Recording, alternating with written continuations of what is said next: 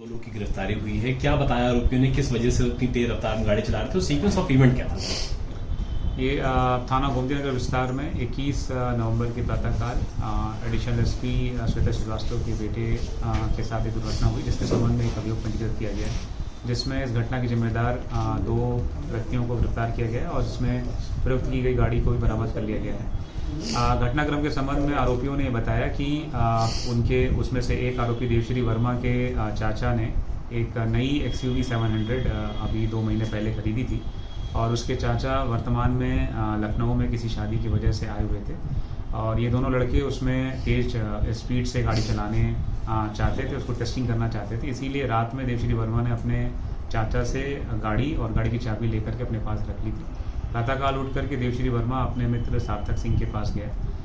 जहां सार्थक सिंह के बारे में उसको जानकारी थी कि उसके पास लर्निंग लाइसेंस है, इसीलिए ये लोग सुबह में गए, जहां पे देवश्री वर्मा ने उसको बताया कि सुबह सुबह पुलिस चेक नहीं करती है। फिर दोनों वहां से गाड़ी लेकर के G20 रोड पर आए, जिसमें एक तरफ से देवश्री वर्मा गाड़ी चला रहा था और उसको उन्होंने आपस में शर्त रखी थी कौन ज़्यादा तेज गाड़ी चलाता है। तो देवश्री वर्मा भी बहुत तेज़ी से गाड़ी लेकर के निकला और रास्ते में एक माँ बेटी जो वहाँ पर थे उस समय मौजूद, उनसे ऑलमोस्ट भिड़ते भिड़ते बचे। पुनः जब वापस में G20 रोड पे वापस आ रहे थे, तब गाड़ी की स्टीयरिंग देवश्री वर्मा से सार्थक सिंह ने ले ली और फिर उसको देवश्री वर्मा भी उकसाते रहे कि तुम मेरा रिकॉर्ड नहीं तोड़ पाओगे। इस तरीके से तेज़ी से गाड़ी चलाते हुए जब ये वहाँ घटनास्थल पर पहुँचे तो मृतक के सामने उन्होंने उसके, चूँकि अनियंत्रित तरीके से गाड़ी चला रहे थे, उन्होंने फुटपाथ पर चलने वाले मृतक के ऊपर ये गाड़ी चढ़ा दी और जिसकी वजह से दुर्घटना हो गई। ये घटनाक्रम था। सर, लखनऊ पुलिस का इसको लेकर के एक अभियान भी चलाया जा रहा है, क्योंकि वहाँ पे जो रोड है अक्सर देखा जाता है कि बाइकर्स फर्राटा करते हैं। इन लड़कों ने भी एक दूसरे से शर्त लगा रही थी स्पीड को लेकर के, उसको लेकर कुछ लखनऊ पुलिस करने जा रही है? जो मुख्य रूप से लखनऊ पुलिस में जहाँ जहाँ ऐसे रास्ते हैं जहाँ पर ट्रैफिक का लोड कम रहता है, जिस वजह से गाड़ियाँ तेज़ रफ्तार में चलती हैं, जैसे लोहिया पथ है या ताज होटल से जनेश्वर मिश्रा पार्क की तरफ जाने वाला मार्ग है या G20 है रोड है, इन सब मार्गों पर हम लोग जिगजैग बैरियर लगाते हैं जो परमानेंट बैरियर रहेंगे, ताकि यहाँ पे गाड़ियों की स्पीड एक लिमिटेड वे में रह सके। ये हम अभी ये परमानेंट करने जा रहे हैं। साथ ही में जो तेज़ रफ्तार में गाड़ियाँ चलाते हैं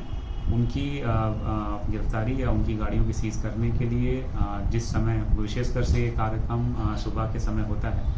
तो उस समय विशेष टीमें गठित करके ऐसी गाड़ियों के खिलाफ कार्रवाई करेंगे और साथ ही जो लोग साइलेंसर लगा करके गाड़ियाँ चलाते हैं उनके लिए भी हम लोग विशेष अभियान चलाएंगे और उन सभी गाड़ियों को जिनमें साइलेंसर से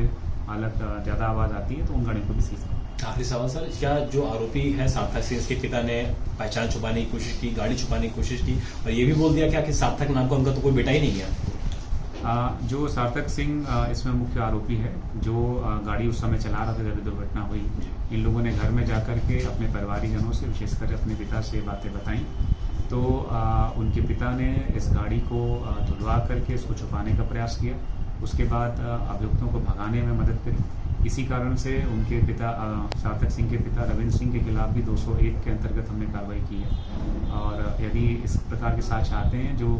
कि इस घटना में किसी अन्य की भी दुष्प्रेरणा थी या फिर किसी अन्य की लापरवाही की वजह से घटना हुई है, तो उसके खिलाफ भी हम कार्रवाई। ठीक सर।